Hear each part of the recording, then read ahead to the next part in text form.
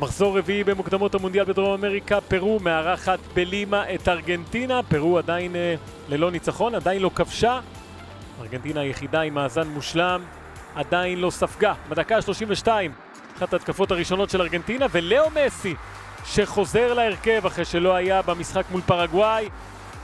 מקבל שם כדור נהדר מניקו גונסלס, ובנגיעה חדה שם את זה בחיבורים של גלסה, וכובש את השער ה-105 שלו במדים הלאומיים. עוברות כמה דקות ושוב התקפה דרך צד שמאל, הפעם הבישול של אנסו פרננדס ומסי עם צמד, דגל ישראל ביציע, וארגנטינה עם 2-0. מחצית שנייה כבר הייתה הרבה יותר רגועה, ארגנטינה הלכה קצת אחורה, אפשרה לפרואנים לנסות ולכבוש. סנלטו הצעיר עם הניסיון הזה.